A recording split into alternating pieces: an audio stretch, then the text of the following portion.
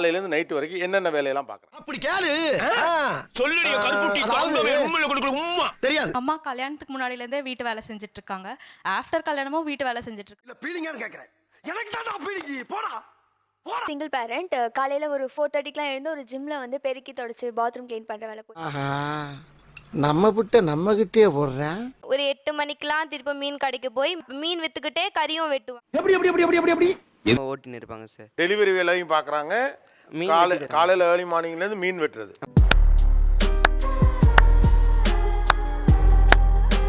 அப்புறம் கம்பெனி வேலைக்கு தொடர்ந்து போயிட்டு இருக்கிறேன். ஓ அப்படியா விஷயம். வலி என்னன்னு கேக்குறீங்களா? பசங்களை நினைக்கிற அந்த வலி இருக்காதுங்க சார்.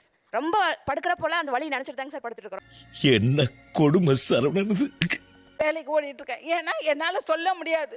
நைட் நீ நினைக்கிற மாதிரிலாம் ஒண்ணும் இல்ல. படுத்தனா அந்த தலைக்கணியில கண்ணீர் வடி எனக்கு. அடுத்தவங்க முன்னால ஒத்துக்கிட மனசு இல்லனாலும் அதான் நேசம்.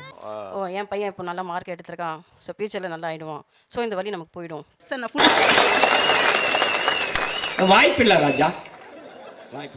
முடியாது. குழந்தைங்க மனசு விட்டுருன்னு சொல்லிட்டு நானே அழுதுட்டு அந்த கால் வலியில மடக்கி உட்காந்துட்டு என்ன ஜோக் காட்டுறீங்களா? என்ன படுத்துடுவேன். என்ன வேலை இதுல உட்கார முடியாது. உட்கார முடியாது சார்.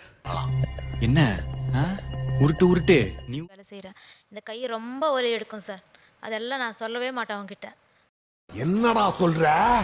சொன்னாலும் அவங்களுக்கு சின்ன பசங்கள அவங்களுக்கு மனசு கஷ்டமாயிடும் சொல்லிட்டு நான் எதுவுமே சொல்ல மாட்டேன்.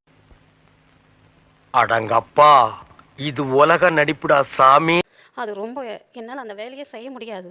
படி ஏறணும், அந்த சிமெண்ட் மூட்டை ஃபுல்லாக ஓ குரலி வித்தையா? போவாங்க. அதில் என்னால் செய்யவே முடியாது. வீட்டுக்கு ஆகா உனக்கு பர்ற பாயிண்ட் மேல பாயிண்ட் கிடைக்குது. ஆமாண்டா. பசங்களை 2 பேரும் படிக்க வைக்க முடியல என்னால். எங்கள் ஹஸ்பண்ட் விட்டு போயிட்டாரு. பெரிய ஆப்ரேஷன் 2 குழந்தைக்கும் பண்ணியிருக்கு. கர்ப்பப்பை ரிமூவ் பண்ணியிருக்குது. அதனால எனக்கு வந்து ஒரு வேலைக்கு போனால் திடீர்னு உடம்பு முடியாது.